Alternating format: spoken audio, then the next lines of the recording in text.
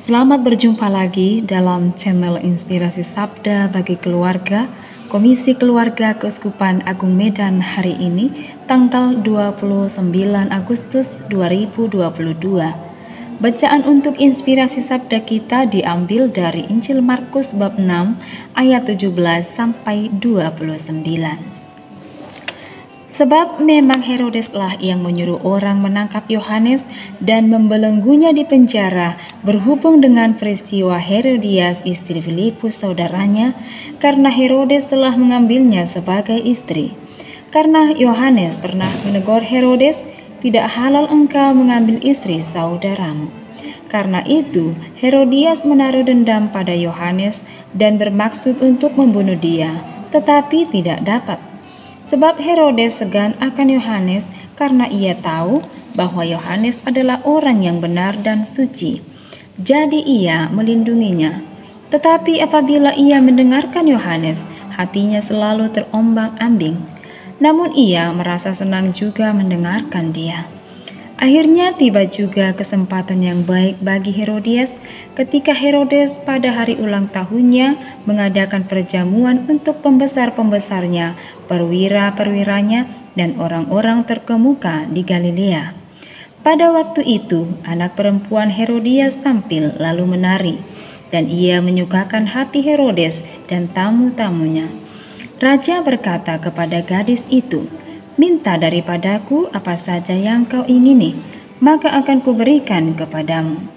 Lalu bersumpah kepadanya, "Apa saja yang kau minta akan kuberikan kepadamu, sekalipun setengah dari kerajaanku."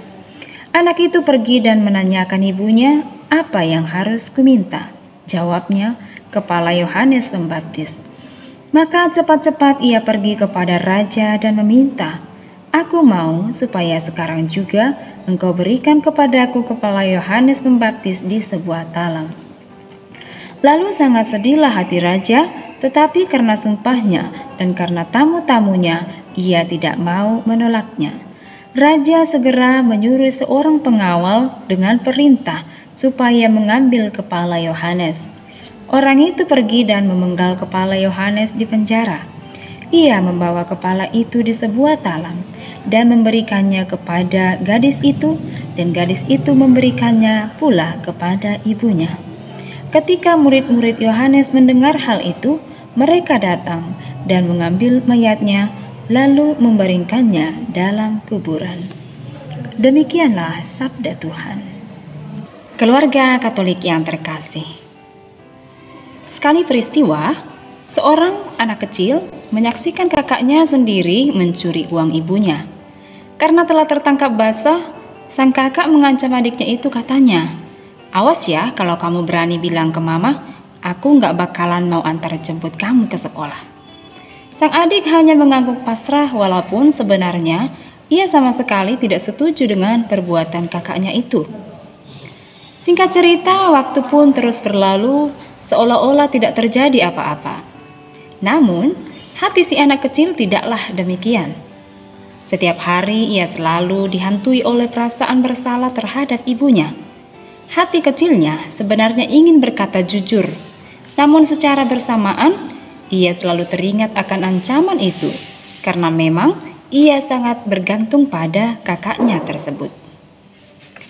Keluarga Katolik terkasih, hari ini Gereja Katolik memperingati wafatnya Santo Yohanes Pembaptis. Dalam Injil dikisahkan bahwa Yohanes wafat karena kepalanya dipenggal. Mengapa dipenggal? Karena ia berani mengungkapkan kebenaran.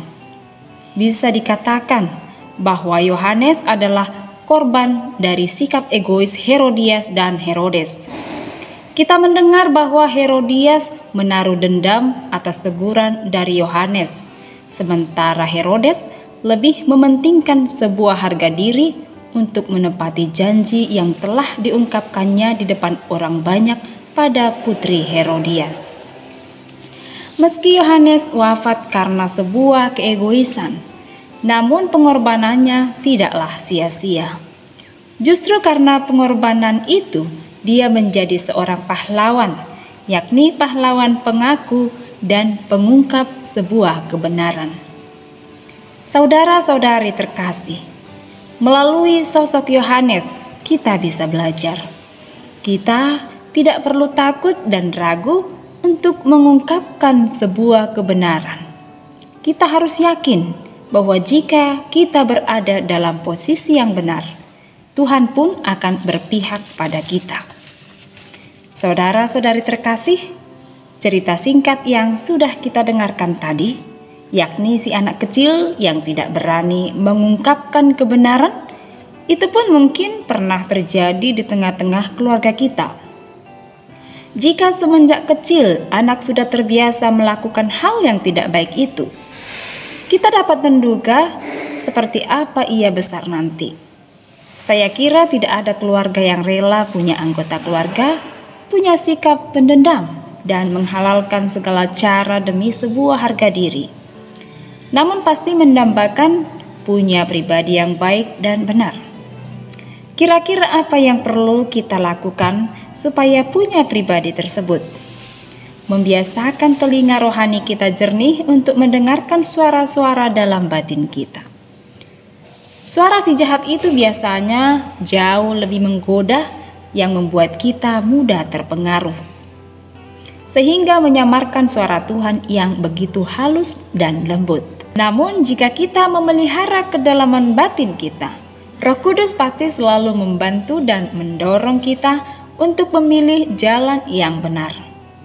Walau ada kesulitan yang kita alami, kita tidak lagi gentar untuk menghadapinya. Mari kita undang Roh Kudus agar sepanjang hari ini kita senantiasa dijiwai dengan semangat yang berkobar untuk selalu berada pada jalan kebenaran dan berani mengungkapkan kebenaran. Terima kasih, Tuhan memberkati.